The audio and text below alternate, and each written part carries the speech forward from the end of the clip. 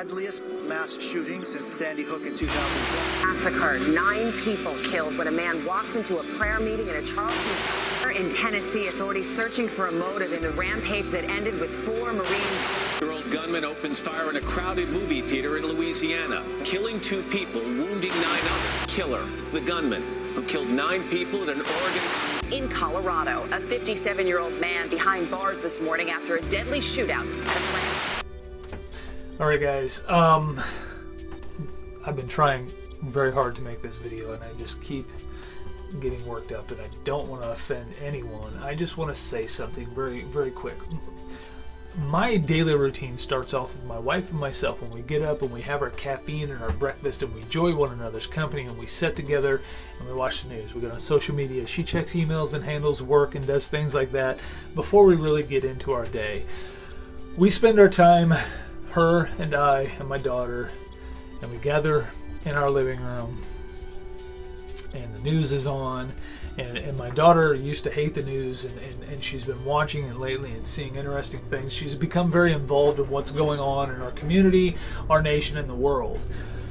And I think that's fantastic that she's getting involved in wanting to know what's going on in the world. But then what's going on in the world and what's going on in this nation is sad and hard to explain.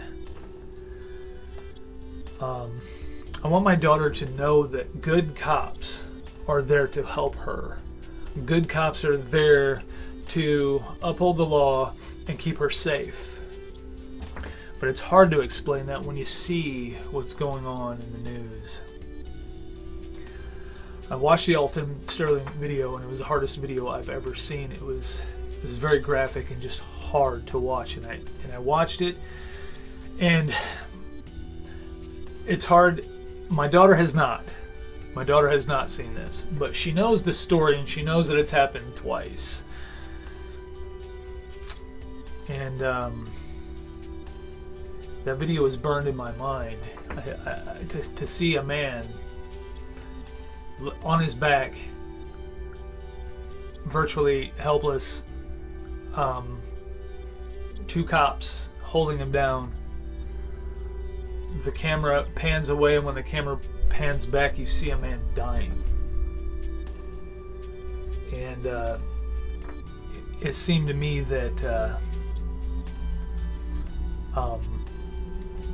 that the trigger was pulled too easily. That decision was too easily made.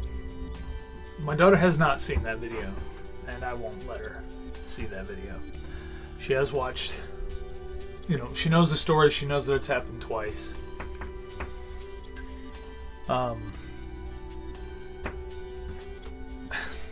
It just gets to me. It just gets to me.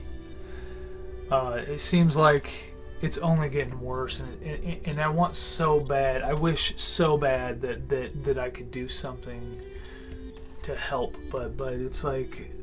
And I know I can pray, and I have a faith, and my faith tells me that I can pray, and prayer is heard. My prayers can help, and I believe that.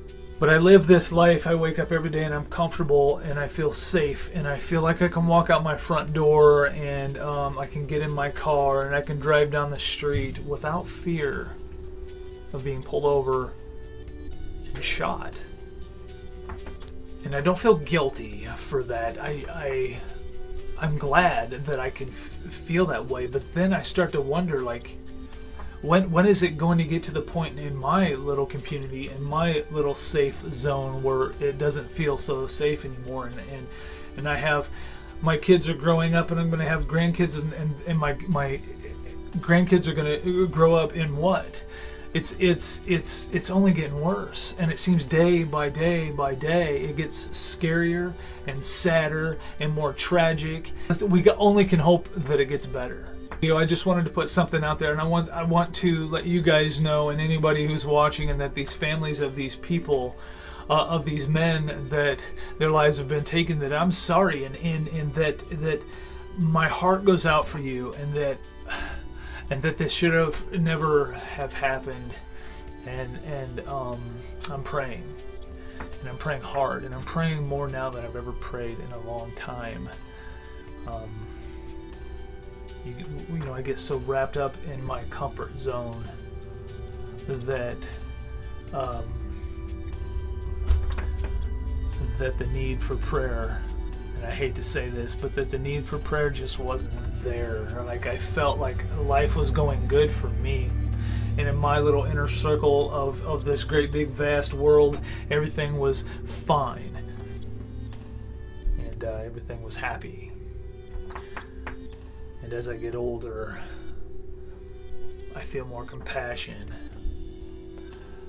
and seeing outside my little circle and my little comforts and seeing what's going on out there is terrifying.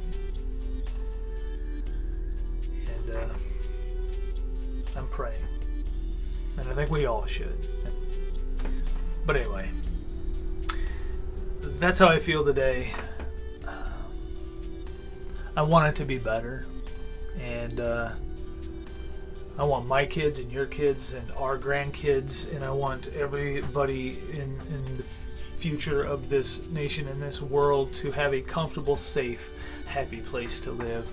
I want us all to see each other as fellow human beings, and see the value in each other's lives. And man, the hate is at a crazy level. The hate is at a crazy level, and it seems like that's the easy thing to do, is just to hate, and it's frightening. Anyway, guys, thanks for listening. Thank you for listening, and we'll see you in my next video.